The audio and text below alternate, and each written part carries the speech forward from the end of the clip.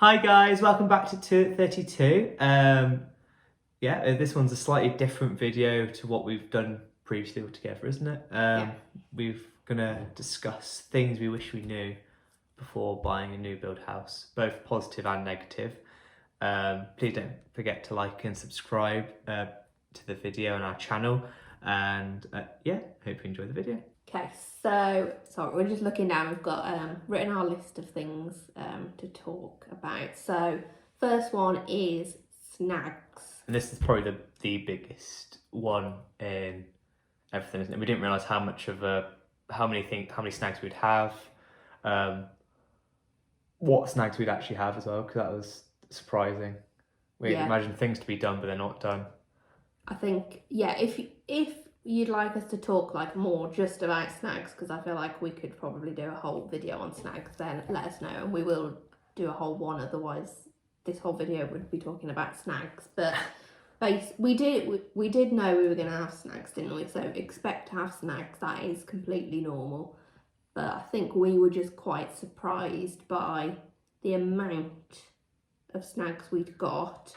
And it was silly things, wasn't it? Like there was like a door handle which was completely chipped, and chip paint, the nails hadn't been hit properly in the downstairs board. Toilet sink had a massive chip in, and they just installed it and just hoped we'd be like, yeah, we'll have this. There's other people in our estate, isn't there, where they've had far worse things. Lofts not being fitted properly, roofs aren't fitted properly. But yeah, we're not just fear-mongering into buying a new build house, but we're just saying be careful, and just when you move in, have a proper look. We wish that we'd actually hired a company. Yes, we realised if we were buying a new build again, we'd pay someone like a snagging company to come around and look, because there's certain things which we know, but I mean stuff like fitting things, we've got no idea. Like if a roof is being fitted properly. One of our first things, which isn't really that much of a snag, was that they hadn't taken out the plug in our dishwasher, wasn't it? And then when we filled it up to do a wash, it flooded the kitchen. Yeah. Things like that. But I mean, that is an easy fix, and there are some little things which, just get forgotten about, and they fix them relatively easy. But then we have had big snags. Like leaks in the roof. Yeah, we had a leak in the roof. Our shower. Yeah, our showers, touch wood, it's fully sorted now. Yeah. But I mean, we only just got our last snag done 3 months ago. I think about less than 2 months ago, and we will have been in 2 years in November. So yeah, we didn't think it'd take us nearly 2 years to get all our snags sorted. But what I will say is that we are very, very happy. Oh yeah, just a caveat. Although this... That's a good word. Caveat. Impressed. Yes. Although this might seem, just because of the nature of we're saying the things we'd wish we'd known, it leans more towards the negative side of it. But we do absolutely love our house. Don't regret buying it. Love it. Yeah. But we're just watching. Heads up, and also another thing which I wish I knew before buying a house, which I didn't realise how much I'd actually enjoy, is it's your own space. And I know it sounds silly, but when you're actually decorating and doing stuff to your own house, you can do how you want. And I would say they got when we're doing because we've done our garden all right, haven't we? I mean, there's more we've got to do with it, but it took a while to get there. But it's quite a sense of accomplishment, and it is real nice feeling when you walk into Amy's brilliant at decorating the house, and the house smells amazing all the time. But yeah, that's the thing which and looking forward to it. It's just go with your eyes open, really. Yeah, and I think I suppose this can lead on to point number two is research who you're buying with. Reviews online. Even ask the residents. Yeah, go around. If there's other people living on the site, go and ask them. But I think with ours, it's a small company. Very small. It's the first big estate, isn't it? Which I think it's fine going with local build. I know other people who say small builders are better than, Taylor Wimpey's and the big ones, because they're more attention to detail. But I think the problem with this builder is it's very first development, and there's COVID. Oh yeah, we did have destroyed. Well, they had subcontractors of subcontractors and that sort of Yeah. thing, which never works out very well. And they were very tight to a deadline, weren't they? Yeah, and there was supply issues, and they were only allowing like one person in, so I don't think they were checking as much, which might have been why we had So lots many of issues. And also, yeah, I just don't think it was their first one and they didn't have the experience, did they? Because there's over 150 houses I think they're doing, so they've gone from like not ever building any houses to 150, and they just didn't have it was more like their managerial side wasn't great. But yeah, so just do your research. Do your research, Yeah. Okay, so point 3 is, this again might be blatantly pretty obvious. standard for most people, but view your house before you complete, because we weren't allowed, but that might have been COVID, because we moved in November 2020, so that was when we were just going into that other like Christmas lockdown, wasn't it? Third lockdown?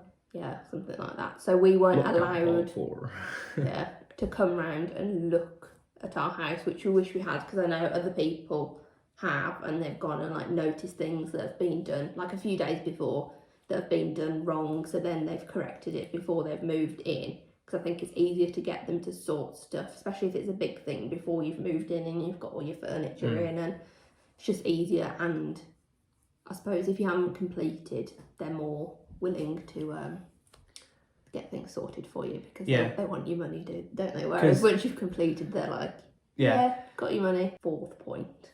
So this one again might be very obvious, but I think it affects us more of where we live, because we live in a cul-de-sac, and we were the first house to actually be moved into the cul-de-sac.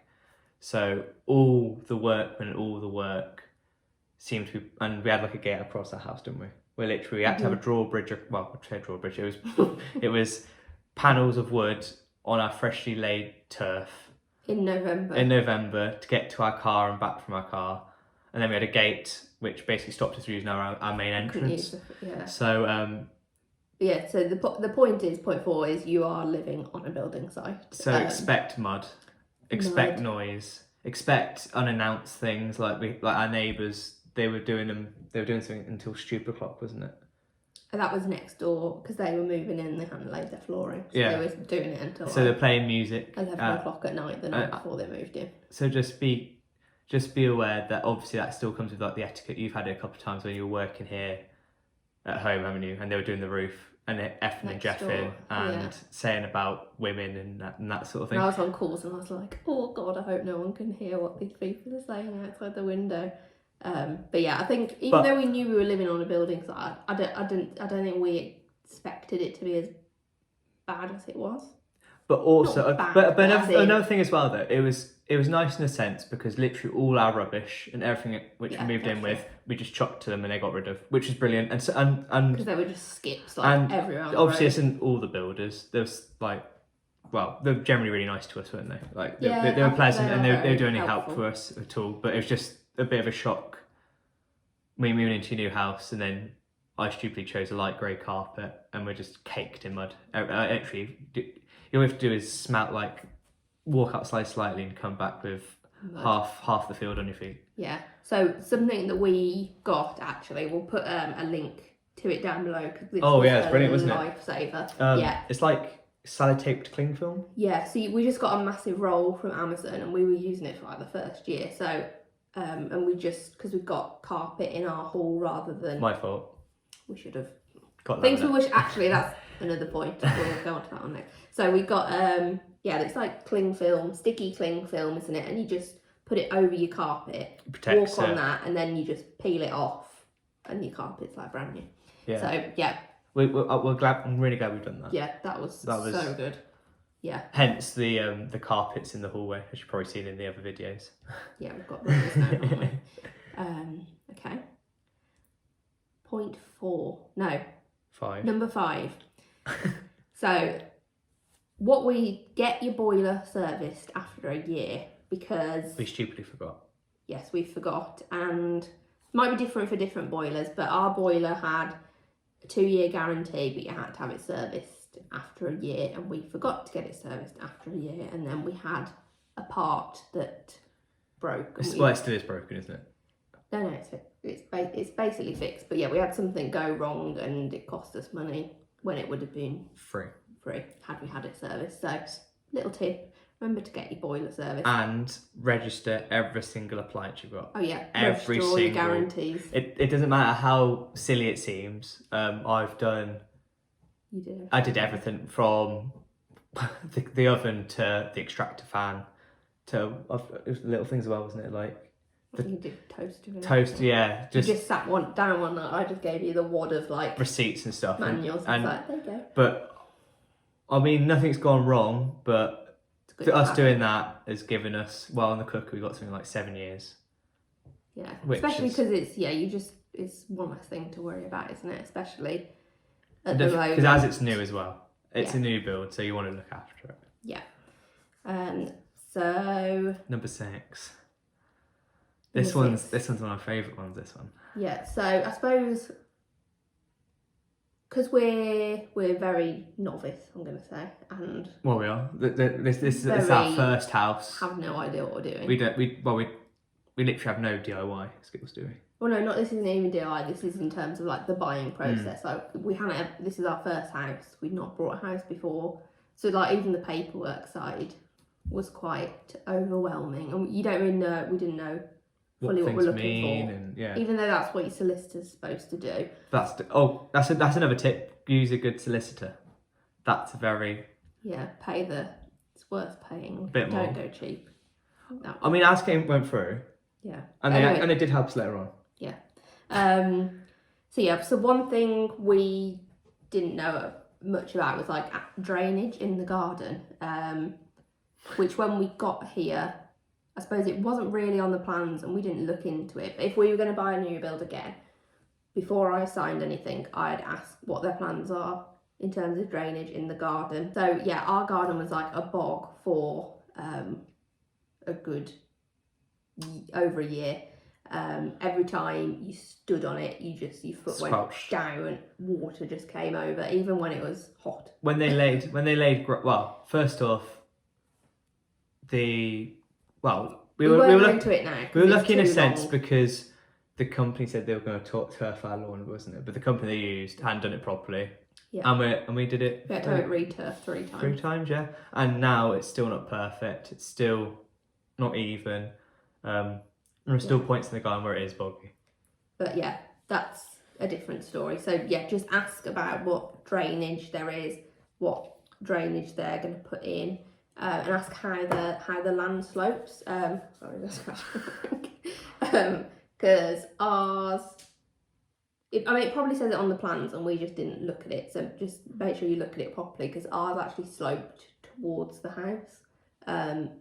So that's it's a bit like it's not fully towards the house. It's like it's into this corner, isn't it? A slight slope.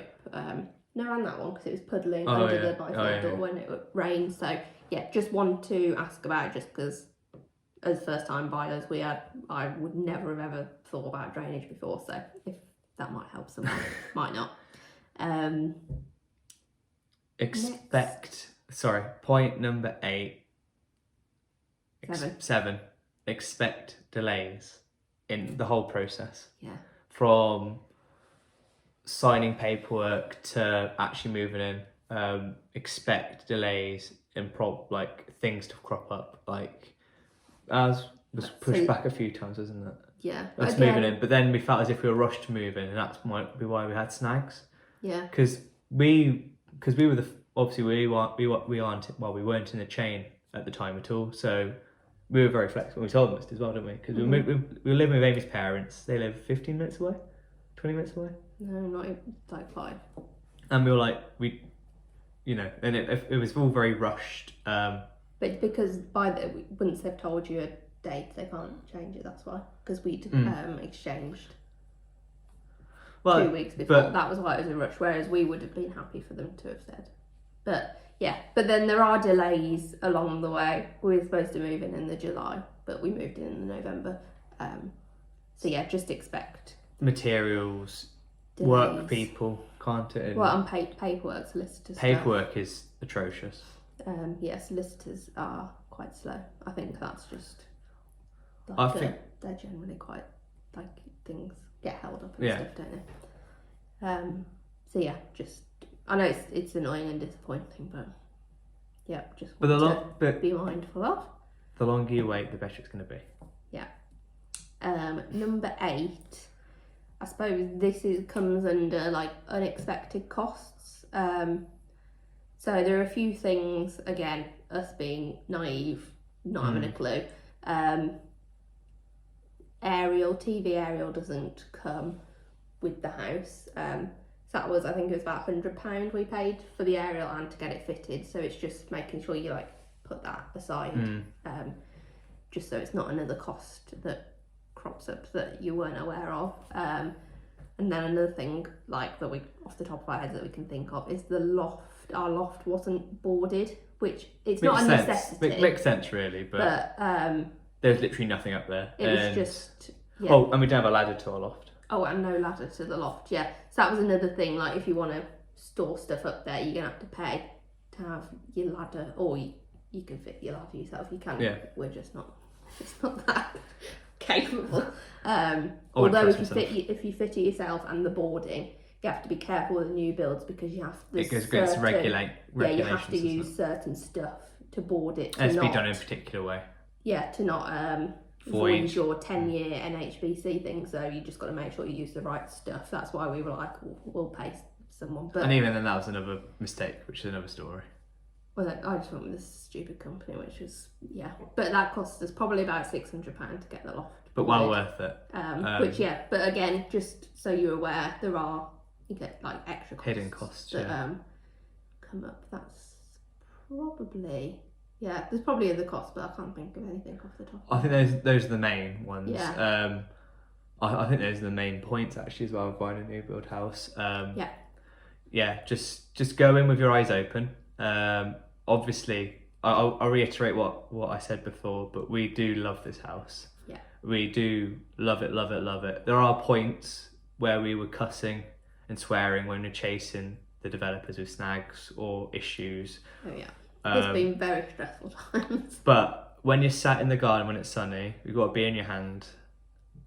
A beer. You'll fully appreciate, or stay in your living room, because it's like when we had our first Christmas. Although we had loads of snags, and we had our own, like we had the tree up, and we're sat in our pajamas, drinking hot chocolates, watching a movie, and you sit back and think, "This is my house." You won't ever get a better feeling than that. I don't think. Yeah. So yeah, it's worth. It's 100% worth it. But just be aware that it is like taking on a second job if you do move into with the snags. For a bit. Well, it was for me. The night I had to chase them for snags. Just make sure you write everything down. Date it when you sent it them as well. Everything written down. Don't take anything like verbally. Make sure if you do speak to them verbally, write them an email and say like, to follow up on our conversation on such and such a date, do a spreadsheet of like, we can go into all this. If you want us to do a snagging video, let us know. Or we can show you our very exciting snagging list. Yes, or any other new. Or if there's any questions, if anybody has any questions, feel free to pop it in the comments. We'll comment to those as soon as we possibly can. Yeah. But thank you very much for watching the video. Please don't forget to like and subscribe to us. It's very much appreciated. We still really love doing this, don't we? So it's a perfect thing. Right, see you guys in a bit. Bye.